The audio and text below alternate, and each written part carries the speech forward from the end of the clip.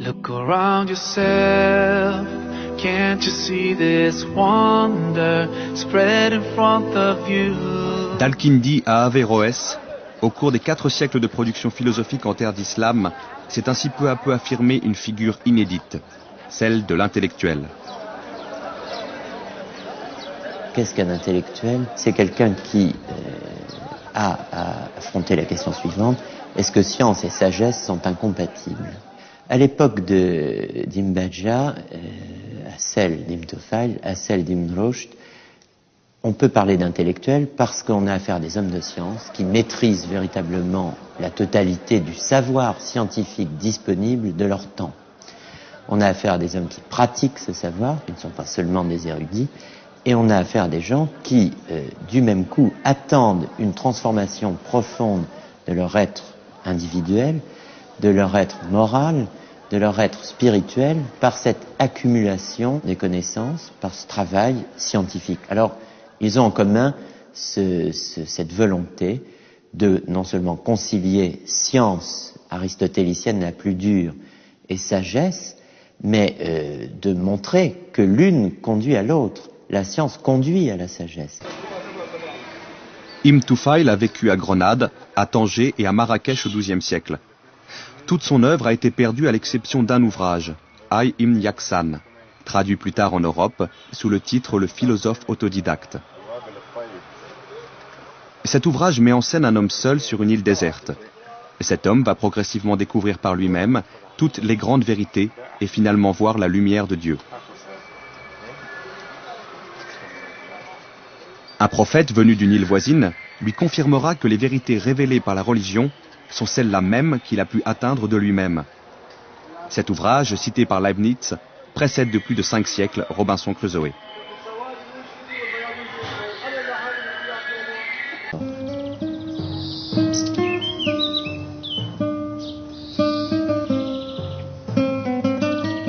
Au XIIe siècle, les grandes figures de la philosophie ne se trouvent plus en Orient, mais en Andalousie. 3 noms se détachent tout particulièrement: Ibn Bajjah, Ibn Tufail et Ibn Rushd, c'est-à-dire Averroès.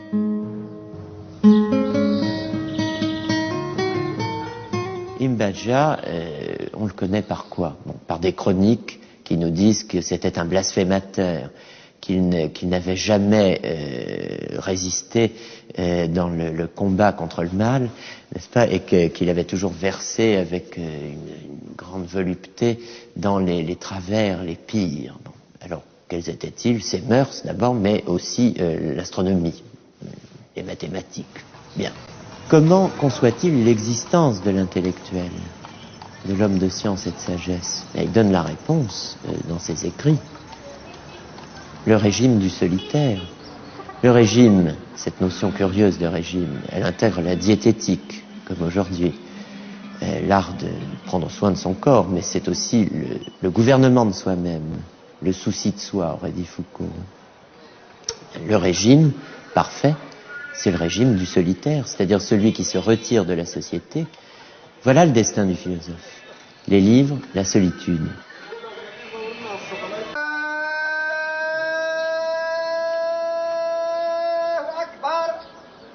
L'apport le plus original de la philosophie en terre d'islam consistera dès lors à penser pour la première fois le rapport entre la parole de Dieu et l'expérience humaine, entre le savoir et la sagesse.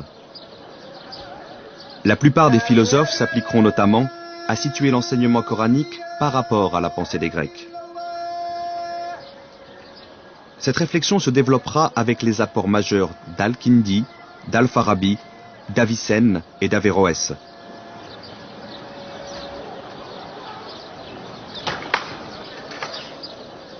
Elle se fondera sur la distinction entre 2 modes de connaissance, celui des prophètes et celui des philosophes.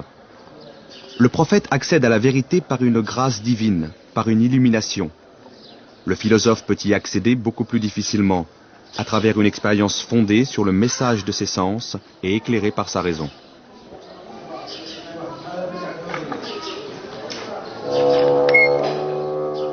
Pour les oulémas, cette proposition est sacrilège. La philosophie va trop loin lorsqu'elle admet que la raison humaine donne un accès direct à la vérité. Certains d'entre eux reconnaissent que l'usage de la raison peut être utile pour mieux pénétrer la parole révélée, mais sans plus. Seule la parole de Dieu est source de vérité. Entre philosophes et oulémas, c'est une lutte d'influence qui commence au IXe siècle sous Al-Ma'amoun. Elle durera jusqu'à la fin du XIe siècle en Orient et se prolongera en Andalousie jusqu'à la fin du XIIe siècle.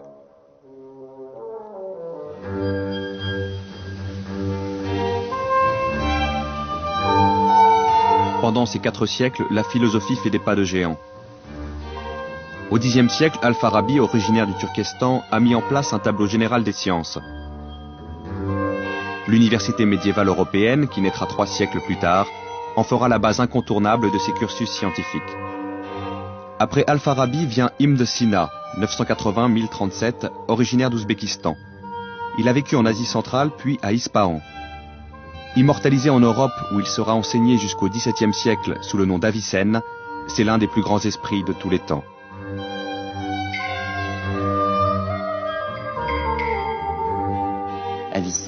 Avicenne a traité toutes les questions qu'avait traitées Aristote. Il a réexposé la science aristotélicienne, n'a pas fait de commentaire. C'est quelqu'un qui fait ce qu'on appelle des paraphrases, c'est-à-dire qui réexpose en son nom propre, en fondant les matériaux dans sa propre écriture et en les intégrant à sa propre réflexion. C'est quelqu'un qui aborde tous les problèmes et il propose des solutions nouvelles. Il le fait dans le domaine de la métaphysique. Tout le monde connaît Sartre, on connaît l'existence précède l'essence, on connaît l'existentialisme, et bien avant l'existentialisme, il y a eu un essentialisme et une théorie qui disait que l'essence précédait l'existence, la fondait et l'expliquait entièrement. Cette doctrine a été formulée par Avicenne, elle a dominé d'ailleurs toute la philosophie, quasiment jusqu'à Sartre.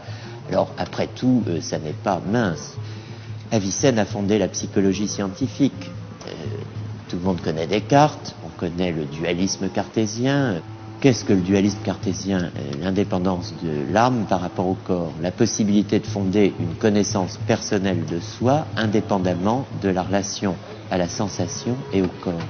C'est le cogito? Eh bien oui, mais il y a un cogito avicénien. Il y a même un exemple fort célèbre, c'est la fiction d'un homme qui serait privé totalement de sensations, qui n'aurait jamais rien vu, jamais rien entendu, n'aurait jamais rien touché et qui, au fond, n'aurait jamais, d'aucune façon, été en contact avec le monde extérieur et donc avec lui-même par les sens.